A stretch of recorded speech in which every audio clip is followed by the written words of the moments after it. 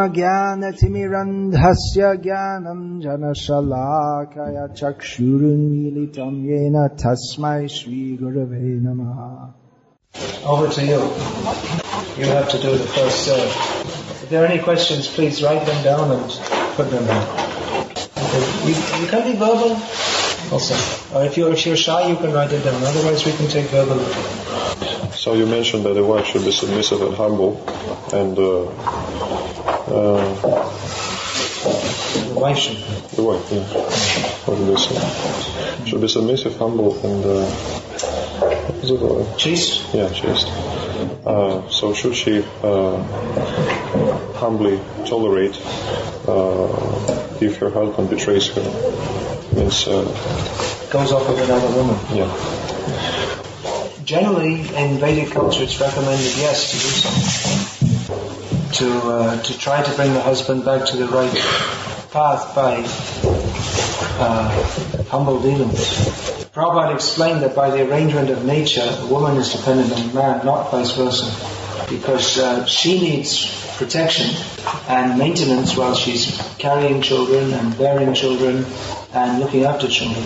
So therefore, it is she's by nature's arrangement bound to depend upon upon a man. Now, when Prabhupada was explaining this to one feminist newspaper reporter, she said, well, now the government supports, so why do you have to be dependent upon a husband? But Prabhupada said, actually, this is a very bad system that the government should support unmarried mothers. Prabhupada said this is encouraging prostitution, because the women think, well, I don't need a husband, kick him out. And then, see, then the husband has to go on paying money, but he can't even see his children, and the wife is enjoying with her boyfriend. Actually, Prabhupada didn't explain it elsewhere, but in reply to the newspaper reporter, or as TV reporter actually, he said that it's not a good system, that the government is, the people have to pay with their taxes to support a woman who's just running off, and the man is running off somewhere else. So actually, in many ways,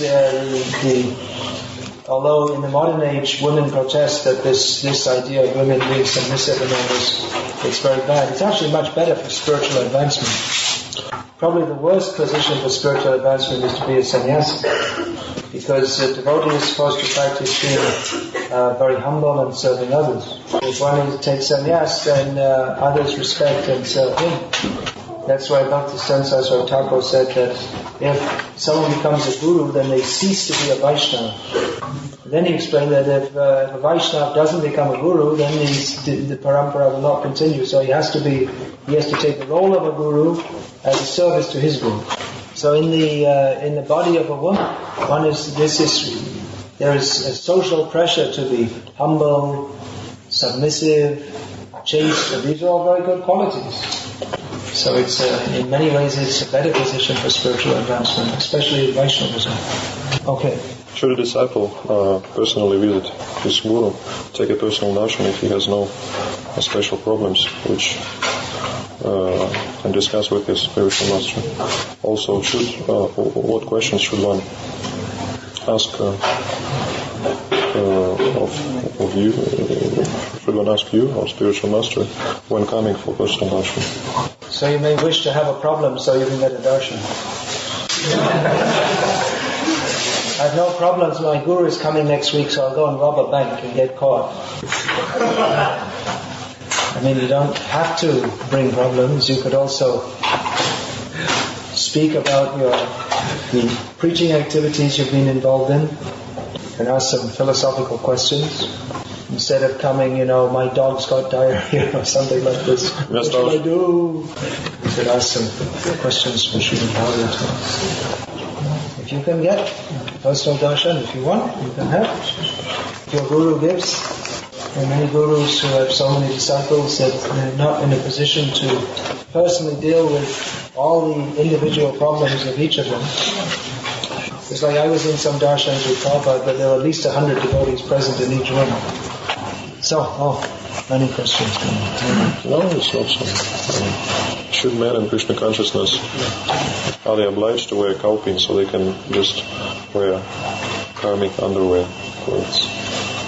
Well, all devotees should chant 16 rounds, follow their regular And I promise...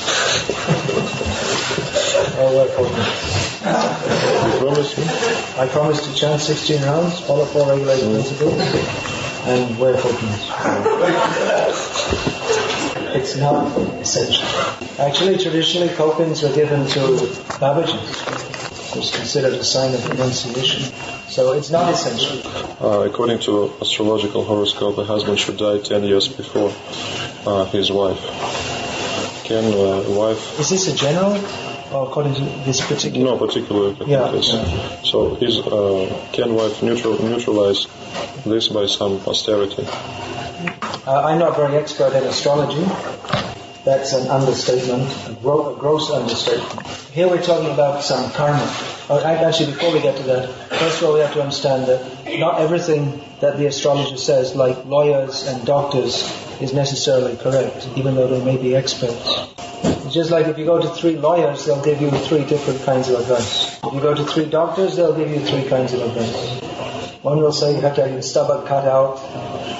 Someone will say, well, you just have to do a little exercise or something. But in the same way, if you go to 3 astrologers, you're likely to get 3 different kinds of advice. And not that they're all totally ignorant, but these are very, very complex sciences. Now, there are certain astrological influences which can be offset by various means. They can be offset or they can be somewhat mitigated.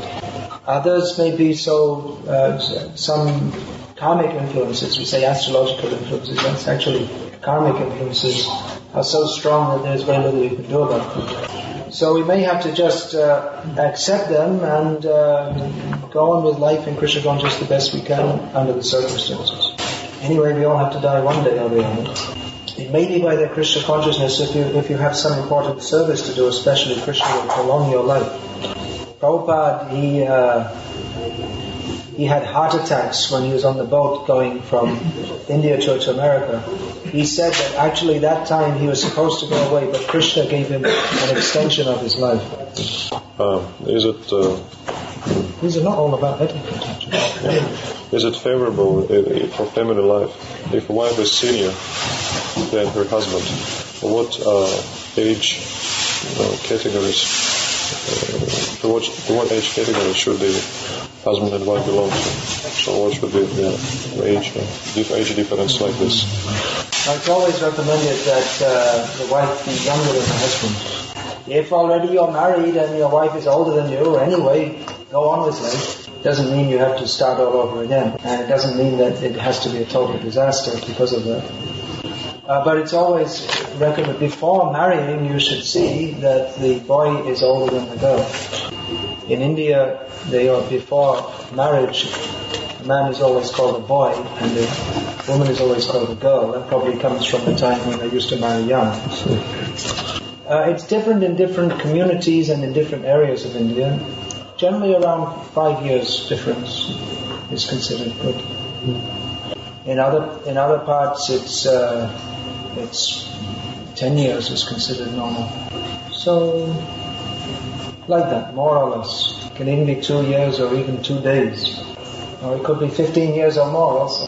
But that's generally not so much recommended. It can be, but a very big difference is not very much recommended. One thing, traditionally in India, marriages are arranged. And then great care is, after marriage, the boy lives in his father's house and they're kept under close supervision. Because actually, young men and women, they can't properly choose for themselves. They're too immature, and they become more influenced by love. If they start to think who will be my partner, they become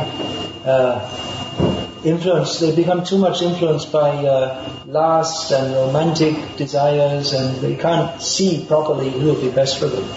And then after marriage, all of a sudden they're together, and then they need some overseeing and supervision to help them make this transition into family life. What's the difference between Mahaprasad and Mahamahaprasad? Spiritual and energetic. Well, Mahamahaprasad means Mahaprasad, which has been the remnants of Prasad, Mahaprasad, which have been taken by Vaishnava. So So it is considered to have more blessings. Although they're both of essence spiritual, Chinmay. Can we serve prasadam during Namahata meetings from pots in which we prepare the food?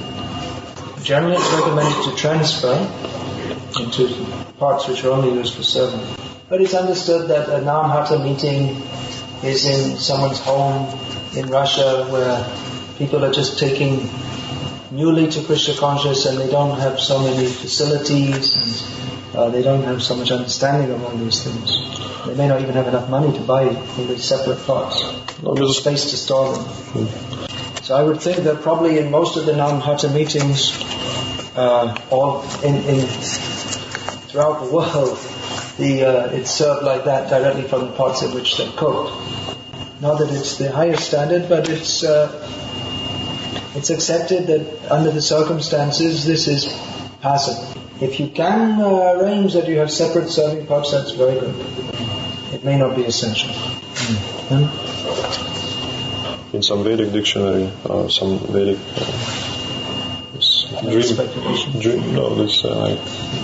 dream teller, or a book where they tell the dreams.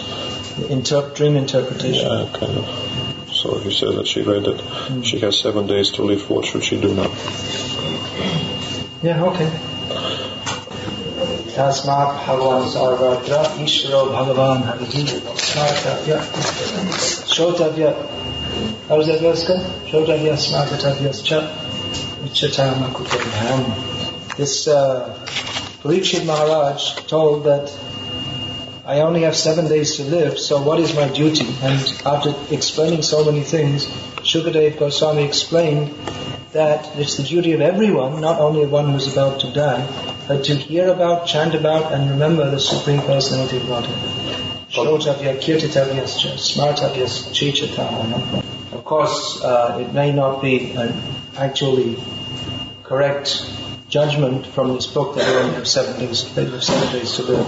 You may only have 7 seconds left to live. So under all circumstances, maybe you have 70 more years to live. But under all circumstances, we should chant about, hear about, and remember Krishna.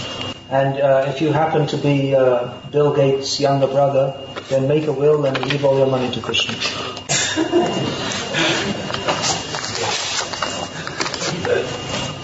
Of course, Bill Gates' younger brother might be living in a slum, we don't know. Anyway, it's getting off the point. You mentioned at one of the seminars in Lithuania that everyone should always wear dhoti. So what should we do in winter? No, not that everyone should always wear dhoti. Not that all men should always wear dhoti. Not exactly. Devotees who are living in a temple, that means they're monks, then unless there's any really very strong reason to do otherwise, they should always present themselves as monks. As far as what to do in the winter, please ask Krishna Chandra Prabhu, who's the regional secretary of the Volga region, who always wears Vaishnava dress even in the winter. He's here. No, yes. He's here, so you can ask him. You may wrap a chadar around him like this. He's asking about, he wants to know about 7 stages of love. I also want to know. You have the teachings of Lord Chaitanya. It's described in the Sneha, Man, Pranaya, all these things. So if you like, you can read that. So actually, coming to that platform, first we have to go through the stages previous to that. Ado, Shraddha, Tata, Sadhu, Sangha, Ata, Bhajana, Kriya. Tato, Narto, Nivritti, Syat.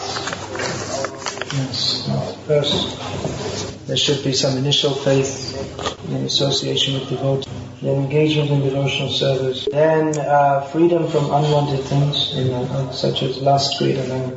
Then after that comes firm faith, taste, attachment, and then praying, and then we go on to sneha, man, pranaya, etc. Yeah, firm faith. Then attachment to Krishna, then bhav, and then emotional ecstasy. And then comes prayer. So it might be more pertinent to ask about the how to get free from all the dirty things in the heart, and then go on to develop prema, and then ask about these things. Just like the 7-year-old child in the school may ask the teacher that, I want to know about relativity theory. So the teacher will say, okay, very good. First of all, learn 2 + 2 = 4, and we'll go on from there. It is realistic to go step by step. Na ute brikopari, tane, kebal, dushtafal, kalibayajan. This Bhakti Thakur says that if one attempts to take fruit from the tree without climbing it, then he'll simply get all bad fruits. Giving the example that if from the lower position, if we artificially try to go up to the higher position, we won't actually get it. So go step by step. Can you repeat the last portion? That if you attempt to go, that you'll simply get the bad fruits. Yeah, this I translated with fruit allegory and... Yeah, so we have to go step by step. I mean, you can find people who will tell you about Krishna praying bhav and so many different things, but it doesn't mean that simply by hearing about it that you will get it. We can talk about these things, but factually we have to work on cleaning the dirty things from our heart by chanting the holy name sincerely and by sincere service mood. You want to know about love? Well, what is the essence of love? The essence of love is selfless service, that we simply want to serve. So develop that selfless service mood. Otherwise, if we talk about love but we haven't developed a service mood, then it will simply be sense gratification in the name of bhakti. And that is called sahaja. That's why you see all our acharyas, they recommend work hard for Krishna.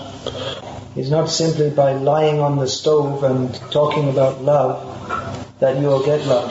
You have to do service. It's not a fairy story. You're lying on the stove and then someone touches you with a magic wand and you get praying. Work hard, do service for Krishna. Yeah, if after Vivaha Yagya the husband and wife divorce and they have no children, can husband again get married and his former wife also get married, another man? If you're even thinking like that, don't have Vivaha Yagya. Next question. Can one wear tilak in wearing European clothes? Can a brahmachari, if he has Lakshmi to go to a festival or to hold it down or to help his parents, in his free time work somewhere or have some part-time or season job or something? Actually, brahmachari means completely living in the ashram, completely surrendered to Guru. Surrender to Guru. Yeah. Brahmachari doesn't mean he has his own bank account. So this is a modern concept of brahmachari. How to follow the 4 regulative principles, especially no illicit sex, if the desire is very powerful and is more powerful? Well, if you determine not to follow the regulative principles, then you won't be able to follow them. If you think that, I must break the regulated principles, then who's going to stop you? But actually no one's forcing us to. No one comes up to us with a gun and says, break the regulated principles. So we have to have faith that Krishna is stronger than Maya. And take shelter of Krishna. You can sing this song, Gopinath, by Bhakti Thakur, and enter into the spirit of that. If we want, Krishna can help us, even in the most difficult circumstances. But if we don't want, if we've decided that I must fall down, then who's going to help us? How to properly circumambulate Tulsi Devi and deities, clockwise or counterclockwise? Just follow everyone else. If they're going anti-clockwise, then don't follow them. But so far I haven't seen them doing that. Why many spiritual masters have only one shlok in pranam mantra? Who gives them the second shlok, and can disciples compose the second shlok? I don't know who composes all the mantras. Prabhupada, he gave his own pranam mantra because his disciples were so ignorant of what to do that he gave them, look, this is a pranam mantra, you should chant this. Other gurus, I don't know who, but maybe they're disciples too. But there are not that many disciples who even know Sanskrit, so I don't know who composed it. So I heard from some devotees, they say that in ISKCON we speak about only following rules and regulations, but not speaking about Krishna Lila. It means like first class in school. So they say that ISKCON is like first class in school. So what should we pay attention to such devotees, and how to define in which class, in which grade is this or that devotee? So you come to the first class, pass the first class. I mean, there's one guru who only speaks on Krishna Lila, and in Germany his followers are known as the pub devotees, because when their guru comes, they go and listen to Krishna Lila, and then the rest of the 364 days they're in the pub, they're in the bar. This is ridiculous.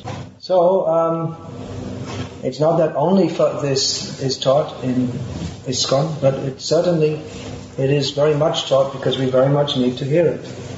It's not that Krishna Lila is not discussed, but a lot of the teaching is to give us a very solid basis in proper behavior and proper philosophy. This is realistic. We need to understand these things. Others may think they have understood and think that they're so elevated and exalted, but we see practically that many of them, they spend half their life in the bar. So what is the meaning of this? Talk is cheap. Anyone can say it. I'm on such a high level. And that will be practically seen in one's activities, in our sadhana, our preaching. How to accept, to choose actually, a spiritual master? How should we make our choice? What factors should we consider? Guru means who's a faithful follower of his own guru, who can faithfully and with substance impart that which he has taken or received from his own guru. So there is no doubt that Srila Prabhupada is the unparalleled greatest guru of the modern age. So if you find a follower of Srila Prabhupada, then you can be safe. Can you explain this phrase by Srila Prabhupada? If a devotee becomes a guru, he stops to be a Vaishnava. I think whoever is asking this didn't carefully hear what I said. Because the first thing I said was that actually it was Srila Bhakti Siddhanta Saraswati Thakur who said this. Of course, he's also Srila Prabhupada, but technically addressing this differently. But I also explained that if a Vaishnava becomes a guru, he ceases to be a Vaishnava, means that guru means he takes a very high position, whereas a Vaishnava should take a very low position. But on the other hand, a Vaishnava is obligated to become a guru on the order of his guru, because if he doesn't do so, then the parampara cannot continue. Therefore, Taishishya Tava Takya Sarvada Naloibo Puja Ka, this Bhaktivinoda Thakur explains that what is the mood of a Vaishnava is that addressing his own guru, he says that I will always remain your servant and not accept the worship of anyone. Amito Vaishnav e buddhi hoile amani nahabani. He says, if I think I am a Vaishnav, then I'll become puffed up. Pratistasha ashi hridoy dushibe hoibo niroi game. Then the desire for honor will enter and contaminate my heart, and I will simply become a candidate for going to hell. So a Vaishnava should never become a guru. He should become a servant of his guru. And if on the order of his guru he becomes a guru, then he should simply think that I'm bringing these persons who are sent to me by my guru to engage me in some service. I'm simply bringing them to his lotus feet for their purification. If a devotee commits serious sins in Vrindavan, can he neutralize them? This question regards four regulative principles. Or fourth regulative principle, it is not clear. It's better not to ask this kind of question. Just don't do it, that's all. You mentioned that hair increases lust. How does it happen? It is by the potency called Maya, which means that which is not. There is nothing intrinsically attractive about hair or flesh. But by the potency of Maya, it appears attractive. It is by the Lord's inconceivable potency known as Maya. Why during Vivaha Yagya, husband takes 50% of his wife's bad karma and gives her 50% of his good karma? Is it true? I wasn't aware of that. I don't know if it's actually... Is it a fact? I don't know. I don't attend them. I don't think I've ever been to one, actually. There was one conducted when I was getting my first initiation, but I don't think I stayed for that part. I was busy, actually. It was on Janmashtami, and I was the treasurer, and there were so many donations I had to count them all. So after the morning program, I was just counting money all day, and then I came out for my initiation, and I went back and I counted money up until midnight. Yeah. That was in the days before they had these coin machines, counting machines. Or at least even if they had them, we didn't have them. So I slept that night between 1 o'clock and 4 o'clock. And in my dreams I was counting money also. So I can't remember even if I was at the Vivaha Yagya. I don't think so. Now we have this Bhakti Shastri course of Grihastas. It's difficult for them to attend this course in Superiva.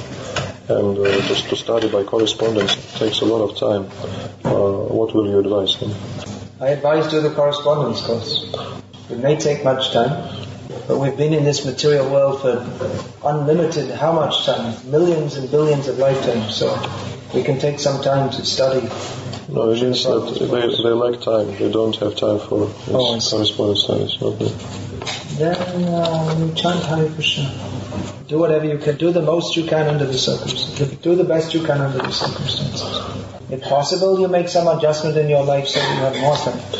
If you don't have time because you're working 10 hours a day and you have to travel 1 hour to work and 1 hour back, then maybe you should try and get another job. By the mercy of Jagannath, many householders have good income without spending so much time. It means they're making at home and distributing these Jagannath cookies. So that's one suggestion. Should a householder distribute Srila Prabhupada's books? If yes, how should he do it? Definitely you should. How you can do it? You can go door to door in the apartment blocks, knock on the door, ring the bell.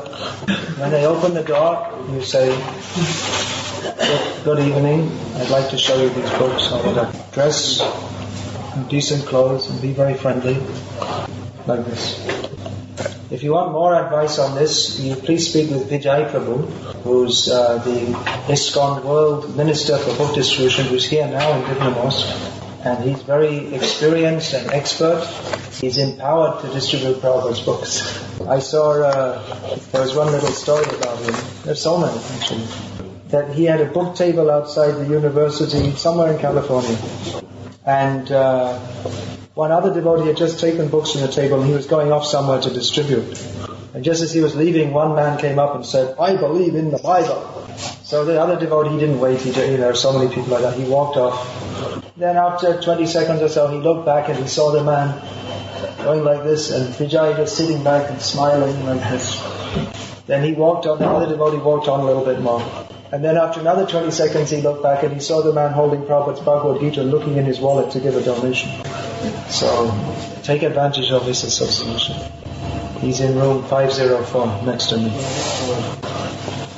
If a husband took responsibility for providing for the needs of our family, and he gives me an opportunity to develop spiritually, but himself he doesn't visit the temple, can we consider him a devotee or not?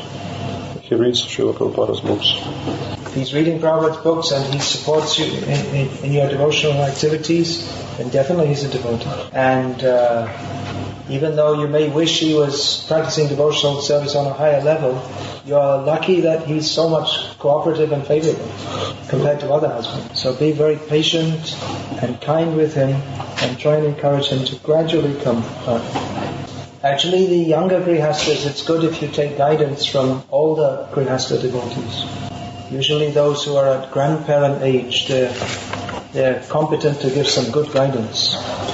So if any of you younger grihastas, if you'd like to discuss more with some older grihastas, I can direct you to some. You can see me afterwards. Yeah, can you explain what's the meaning of mental violence? How to properly understand it and how to purify from this dirt, from this contamination as quickly as possible. Mental violence. I'm not sure what this is meant. Does it mean like contemplating violence within the mind, or does it mean like inflicting emotional violence on others? You're asking me, but I'm asking you. Who has asked this question? What do you mean by that? Do you mean I could imagine that it either means contemplating violence or inflicting violence and inflicting pain on others emotionally. Committing offenses in one's mind, offending others in the mind. Oh, it's another thing altogether. That means like having a bad opinion of others, or does it mean like imagining you'd like to punch them in the face or some such thing?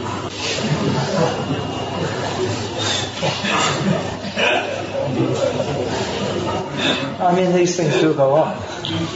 Oh, both. Both. This could be a little complex because on the one hand we're told not to commit offenses, on the other hand we have to discriminate, and discriminate means that to some extent we have to see the less desirable traits in others. We are advised to avoid bad association. So if we see someone, for instance, who chants Hare Krishna, but they smoke cigarettes and say that actually there's nothing wrong with smoking cigarettes, then we understand that this person has not only got a behavioral problem, but he's also insincere, not good association. So to mentally or even verbally tell others this person is not good association, that's not offensive. So to realistically see that, in English it's said calling a spade a spade. You could call it a manually operated earth-lifting device, but you can also call it a spade. So there's nothing, even Prabhupada uses this example, that there's nothing wrong with calling he says nothing wrong with calling a thief a thief. But on the other hand, we don't want to develop a mentality of simply looking for bad things in others without seeing good things. If we say that we should never see any bad in others, then that may not be very suitable for us at our present level of advancement. That may be unrealistic. So it may be realistic to see different people's qualities and apparent faults, to glorify them for their qualities, but be careful not to associate with those who are not on a lower level, or deliberately remaining at that level, not endeavoring to come up. We certainly shouldn't try to develop, or we should be careful not to develop that negative kind of consciousness where we simply see faults in others. That's another kind of pride on our part, thinking I'm much better than everyone else. So how to avoid this? Well, it's a matter of cultivating the right kind of consciousness.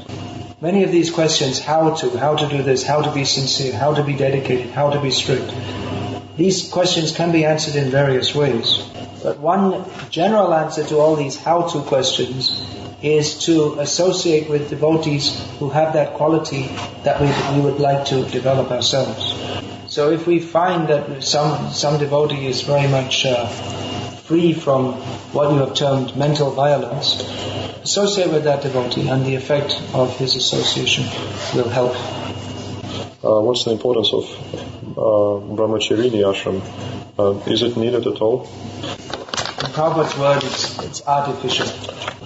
But it was Prabhupada who started it. Traditionally, you see there's no brahmacharini ashram because girls are married at a very young age. Whatever they have to learn, they learn in the home, they don't learn in a gurukul.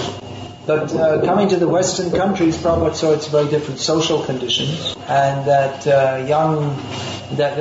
if young women, they want to become Krishna conscious, there's no proper, there may in many cases not be a proper shelter for them in the home. At that time, you see many young women were just living with their boyfriends, or just living alone, or It's unlike Russia now, with the young women, they still live with their parents until they get married, isn't it, mostly? So, is it required? Well, maybe for young girls who don't have any other hope of taking to Krishna consciousness and no other shelter. Can we develop spiritually, being far from people, in mountains, in the forest, just by reading Srila Prabhupada's books and chanting mantra? Well, if you read Prabhupada's books, then you'll find that it's recommended to live in the association of devotees. And it's not only by reading books that you can become spiritually advanced. We have to serve, and we have to serve Vaishnavas. So you have more chance of making spiritual advancement in the city where there are Vaishnavas than in the forest where there are no Vaishnavas. If we go to the forest, we'll be alone with our mind, and the untrained mind is generally not a Vaishnava. That means if we go to the forest, we'll have bad association. So better live in the city with devotees, serve their lotus feet. Okay, time's up. Hare Krishna.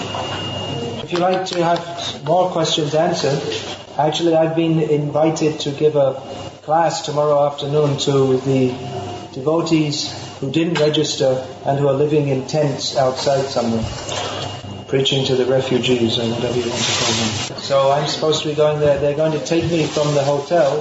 They say it's 200 meters walk at 4:15 tomorrow afternoon. I don't know if the organizers will agree, but anyway, they'll go. So if you like, this is quite interesting, these questions and answers actually. So we can keep these, and I'll go there and I'll continue with this thing. So anyone who wants to go, they can meet me at